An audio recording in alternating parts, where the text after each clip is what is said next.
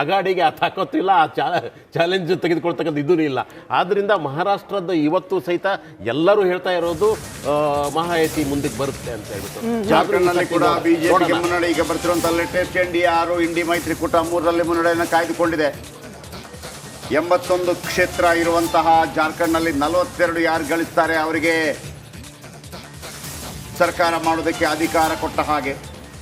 ಅಲ್ಲಿ ಜಾರ್ಖಂಡ್ ಮುಕ್ತಿ ಮೋರ್ಚಾ JMM ಶಿಬು ಸೊರೇನ್ ಅನ್ನುವಂಥ ನಾಯಕರಿಂದ ಹುಟ್ಟುಹಾಕಲ್ಪಟ್ಟ ಜಾರ್ಖಂಡ್ ಮುಕ್ತಿ ಮೋರ್ಚಾ,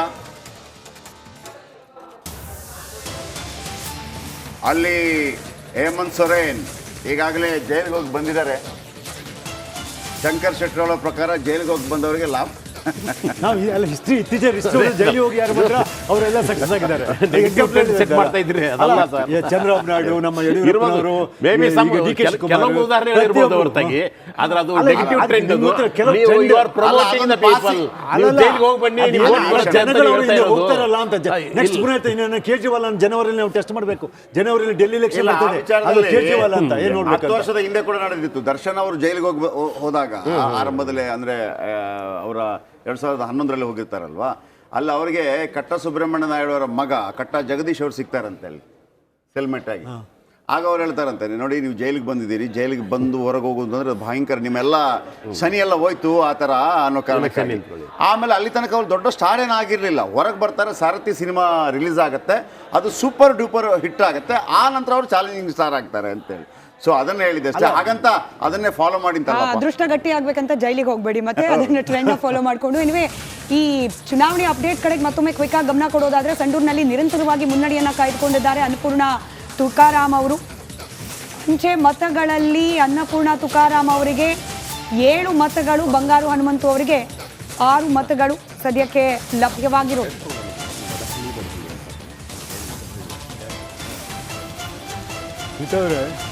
ಈ ಮಹಾರಾಷ್ಟ್ರ ಎಲೆಕ್ಷನ್ ವೆರಿ ಕ್ಯೂರಿಯಾಸಿಟಿ ಏನು ಗೊತ್ತಾ, 26ರಲ್ಲಿ ನವೆಂಬರ್ 26ಕ್ಕೆ 5 ಇಯರ್ ಟರ್ಮ್ ಎಂಡ್ ಆಗ್ತದೆ. 27ಕ್ಕೆ ಹೊಸ CM ಆಗಲೇಬೇಕು, ಇಲ್ಲಂದ್ರೆ ಅಲ್ಲಿ ರಾಷ್ಟ್ರಪತಿ ಆಡಳಿತ ಈ ಕ್ಯಾನಾಟ್ ಕಂಟಿನ್ಯೂ. ಸೊ ಅಲ್ಲಿ ಟೈಮೇ ಇಲ್ಲ ಇವ್ರದ್ದೆಲ್ಲ, ಎಲ್ಲ ಚೀಫ್ ಮಿನಿಸ್ಟರ್ ಜಯಪ್ರಕಾಶ್ ಹೇಳ್ತಾ ಇಲ್ಲ. 26ಕ್ಕೆ ಟರ್ಮ್ ಎಂಡ್ಸ್. ಅದೇನೋ ಖಾಲಿ 3 ಡೇಸ್ ಟೈಮ್ ಮಾತ್ರ ಕೊಟ್ಟಿದ್ದಾರೆ. 20 ಇಲೆಕ್ಷನ್ ಕಮಿಷನ್ ಅವರು 3 ದಿನದಲ್ಲಿ CM ಡಿಸೈಡ್ ಓಟ್ ಆಗಲೇಬೇಕು. 27 ಇಲ್ಲಂದ್ರೆ ರಾಷ್ಟ್ರಪತಿ ಆಡಳಿತ. ಮಹಾರಾಷ್ಟ್ರದಲ್ಲಿ 26ಕ್ಕೆ ಟರ್ಮ್ ಎಂಡ್ಸ್, 27ಕ್ಕೆ ಈ ಕ್ಯಾನಾಟ್ ಕಂಟಿನ್ಯೂ.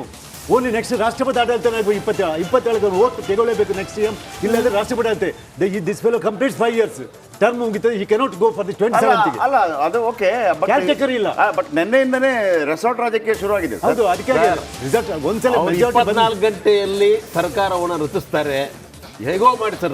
ಅದಕ್ಕೆ ರಚಿಸಲೇಬೇಕು, 27 ರಚಿಸಲೇಬೇಕು. ಅಲ್ಲಾದ್ರೆ ರಾಷ್ಟ್ರಪತಿ ಆಡಳಿತ ಬೀಳ್ತಾ ಇಲ್ಲ, ಹೇಳ್ತಾ ಇತ್ತಲ್ಲ. ಮತ್ತೇನು ಗೊತ್ತಾ, ನಾನೊಂದು ಹೇಳ್ತೇನೆ, ಇವ್ರೆ ಈ ಇಲೆಕ್ಷನ್ ಆದ್ಮೇಲೆ ಕೂಡ ಯಾರು CM ಆಗ್ತಾರೆ, ಯಾವ ಪಕ್ಷದವರು ಯಾವ ಕಡೆ ಹೋಗ್ತಾರೆ ಅಂತ ಒಂದು ಮಾತ್ರ, ಬಿಜೆಪಿ ಮತ್ತು ಕಾಂಗ್ರೆಸ್ ಎರಡು ಓಟ್ ಆಗ್ಲಿಕ್ಕಿಲ್ಲ. ಉಳಿದ 4 ಪಕ್ಷದವರು ಆ ಕಡೆ ಈ ಕಡೆ ಬರ್ಬೋದು, ಈ ಕಡೆ ಯಾವ್ದು ಇದಿಲ್ಲ. ಅಜಿತ್ ಪವಾರ್ ಈ ಕಡೆ ಬರ್ಬೋದು, ಅಥವಾ ಸಿಂಧೆ ಈ ಕಡೆ ಬರ್ಬೋದು, ಉದ್ಧವ್ ಠಾಕ್ರೆ ಆ ಕಡೆ ಹೋಗ್ಬೋದು.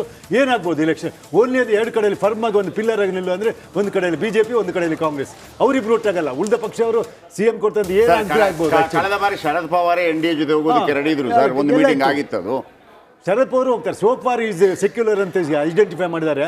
ನಾಳೆ ಸುಮ್ಮ ಏನಾಗ್ತದೆ ಅಂತ ಹೇಳಿಕ್ಕೆ ಆಗುದಿಲ್ಲ ಆಕ್ಚುಲಿ. ಸೊ ಇವನ್ ಆಫ್ಟರ್ ಇಲೆಕ್ಷನ್ ಸಮೇತ ಈ ಚೀಫ್ ಮಿನಿಸ್ಟರ್ ಯಾರು ಫಡ್ನವೀಸ್ ಹೆಸರು ಬಳಿ ಬಿಟ್ಟುಕೊಡೋದಿಲ್ಲ. ಅವ್ನು ಸೀಟ್ ಕಮ್ಮಿ ಬಂದ್ರು ಕೂಡ because of my chief ministership we got. ಇಲ್ಲ, ಆಮೇಲೆ ಈ ಬಾರಿ ಏಕನಾಥ್ ಶಿಂದೆಗೂ ಮುಖ್ಯಮಂತ್ರಿ ಪಟ್ಟ ಕೊಡೋದಿಲ್ಲ ಬಿಜೆಪಿ. ಯಾವುದೇ ಕಾರಣ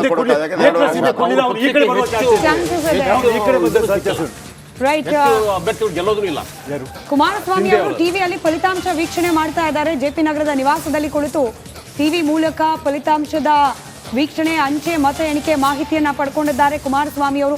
ಪುತ್ರನ ರಾಜಕೀಯ ಭವಿಷ್ಯ ಹಾಗೆ ತಮ್ಮ ಕ್ಷೇತ್ರ ಉಳಿಸ್ಕೊಳ್ಳೇಬೇಕಾದ ಸ್ವಾಭಿಮಾನದ ಪ್ರಶ್ನೆ ಕೂಡ. ಕುಮಾರಸ್ವಾಮಿ ಅವರು ಇದೀಗ ಮನೆಯಲ್ಲಿ ಕೂತು ರಿಸಲ್ಟ್ನ ವೀಕ್ಷಣೆ ಮಾಡ್ತಿದ್ದಾರೆ. ಟಿವಿಯಲ್ಲಿ ಯಾವ ರೀತಿಯಾದ ಫಲಿತಾಂಶಗಳ ಟ್ರೆಂಡ್ ಇದೆ ಅನ್ನೋದನ್ನ ಗಮನಿಸ್ತಾ ಇದ್ದಾರೆ.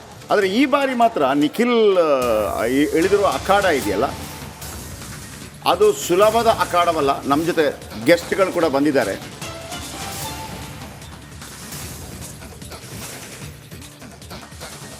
ಅಂದರೆ ಮಂಡ್ಯದಲ್ಲಿ ಭಾಳ ಸುಲಭದ ಕೇಕ್ ವಾಕ್ ಆಗಿತ್ತು, ಆದರೆ ಗೆಲ್ಲೋಕ್ಕಾಗಲಿಲ್ಲ.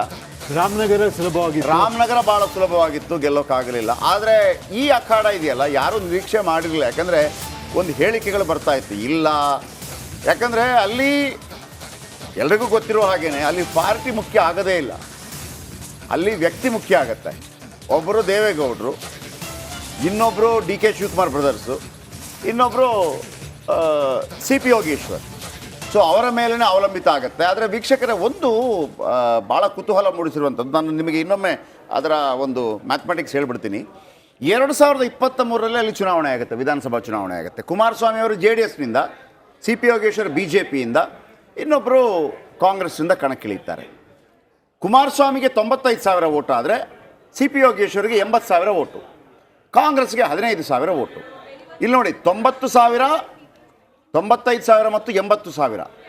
ಆ ಇಬ್ಬರು NDA ಮೈತ್ರಿಕೂಟಕ್ಕೆ ಬಂದಾಗ ಡಾಕ್ಟರ್ ಮಂಜುನಾಥ್ ಕಣಕ್ಕಿಳಿದಾಗ 95 + 80 ಜೊತೆಯಾಗಿ ಬಂದಿದ್ದರೆ 1,75,000 ಓಟ್ ಆಗ್ತಿತ್ತು. ಆದರೆ ಅಲ್ಲಿ ಬರಲಿಲ್ಲ, ಅದು 1,06,000 ಓಟು ಬಂತು.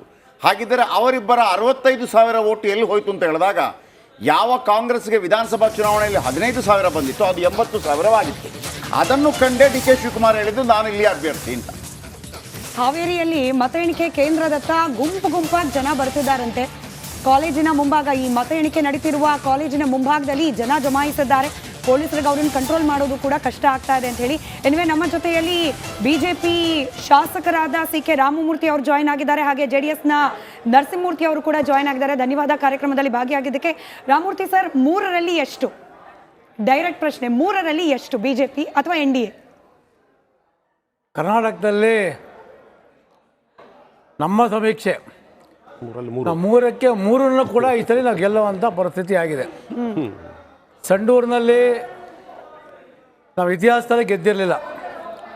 17 ಎಲೆಕ್ಷನ್ನಲ್ಲಿ 15 ಕಾಂಗ್ರೆಸ್ಸಲ್ಲೇ ಗೆದ್ದಿದ್ದು. ಈ ಸಲ ವಾತಾವರಣ ನೋಡಿ, ರಾಷ್ಟ್ರ ನಮ್ಮವ್ರು ಇಂಡಿಪೆಂಡೆಂಟ್ ಹಾಕಿದ್ರು, ಒಂದು 7-8 ಸಾವಿರ ಓಟು ನಮ್ಮ ಬಂಡಾಯ ಅಭ್ಯರ್ಥಿ ತಗೊಂಡಿದ್ರು. ನಾನು ಕೂಡ ಅಲ್ಲಿ ಎಲೆಕ್ಷನ್ಗೆ ಹೋಗಿದ್ದೆ. ಇವತ್ತಿನ ವಾತಾವರಣದಲ್ಲಿ ಜನಾರ್ದನ್ ರೆಡ್ಡಿ ಅವರು ಏನು ಇವತ್ತು ಫುಲ್ ಕೆಲಸ ಮಾಡಿ ಇವತ್ತು ಫುಲ್ ಫೀಲ್ಡ್ ಗೆಲ್ಕೊಂಡಿದ್ದಾರೆ. ಶ್ರೀರಾಮುಲು ಅಂತವರು, ಯಾದವ್ ರೆಡ್ಡಿ ಅಂತವರು. ಎಲ್ಲೋ ಒಂದು ಕಡೆ ಒಂದು ಆಸೆ ಇದೆ, ನಾವು ಕೂಡ ಈ ಸಲ ಸಂಡೂರಲ್ಲಿ ಗೆಲ್ತೀವಿ ಅಂತ. ಶ್ರೀರಾಮುಲು ಫೀಲ್ಡಿಗೆ ಬರಲಿಲ್ಲ, ಕಾಣಲೇ ಇಲ್ಲ. ನಾನೇ ಹೋಗಿದ್ದೆ, ಒಂದು 4-5 ಪ್ರಚಾರಕ್ಕೆ ಕೂಡ ಬಂದಿದ್ರು. ಅಲ್ಲಿ ದೇವೇಂದ್ರಪ್ಪ ಅವ್ರನ್ನ ಕಣಕ್ಕಿಳಿಸ್ಬೇಕು ಅಂತ ಭಾಳ ಆಸೆ ಇತ್ತು ಅವರಿಗೆ. ದೇವೇಂದ್ರಪ್ಪವರು ಅವರು ಕೂಡ ಒಂದು ಆಕಾಂಕ್ಷಿಯಾಗಿದ್ದರು, ಬೇರೆ ಬೇರೆಯವರು ಆಕಾಂಕ್ಷಿಯಾಗಿದ್ದರು. ಆದರೆ ಎಲ್ಲೋ ಒಂದು ಕಡೆ ಯಂಗ್ಸ್ಟರ್ಸು ಕಾಂಪ್ಲಿಕೇಶನ್ ಇಲ್ಲ, ಇಂಥವ್ರನ್ನ ಮಾಡಬೇಕು ಅಂತ ಏನು ಪಕ್ಷ ಅಭಿಪ್ರಾಯ ಪಡ್ತು. ಈ ಸಲ ಕೂಡ ನಾವು ಸ್ಪಷ್ಟವಾಗಿ ಹೇಳಬೇಕು ಅಂದರೆ, ನಮ್ಗೆ ಈ ಸಲ ನಾವು ಗೆಲ್ತೀವಿ ಅಂತ ಒಂದಿದೆ. ಶಿಗ್ಗಾಂವಿನಲ್ಲಿ ನಮಗೆ ಗೊತ್ತಿದೆ, ಶಿಗ್ಗಾಂವಿನಲ್ಲಿ 100ಕ್ಕೆ 100 ಅಲ್ಲಿ ಗೆಲ್ಲುವಂಥ ವಾತಾವರಣ ಇದೆ. ಚನ್ನಪಟ್ಟಣದಲ್ಲಿ ಕೂಡ ಕೆಲವೊಂದು ಕಡೆ ಟಫ್ ಫೈಟು, ಕೂದರೆ ಅಂತರದಲ್ಲಿ ನಾವು ಗೆಲ್ತೀವಿ. ಆದರೆ 100ಕ್ಕೆ 100 ಅಲ್ಲಿ ಈ ಸರಿ ನಾವು ಗೆಲ್ತೀವಿ ಅಂತ ವಾತಾವರಣ ಇದೆ. ಸಂಡೂರು ನಿಮ್ಗೆ ಗೊತ್ತಿರೋ ಹಾಗೆ ಕಾಂಗ್ರೆಸ್ನ ಭದ್ರಕೋಟೆ ಆಗಿತ್ತು ಸರ್. ಯಾಕೆ ಓಟ್ ಹಾಕಿರ್ಬೋದು ಜನ ಬಿಜೆಪಿಗೆ ಅಂತ ನಿಮ್ಗೆ ಗೊತ್ತಿಲ್ಲ, ಜನ ಓಟ್ ಹಾಕಿದಾರೋ ಇಲ್ಲೋ. ಬಟ್ ನೀವು ಹೇಳ್ತಿರೋ ಪ್ರಕಾರ ಗ್ರೌಂಡ್ ನಲ್ಲಿ ನಿಮ್ಗೆ ಏನ್ ಅನ್ಸ್ತು, ಯಾಕೆ ಓಟ್ ಹಾಕಿ? ಈ ಸಲ ಕುಟುಂಬ ರಾಜಕಾರಣ ಆಯಿತು.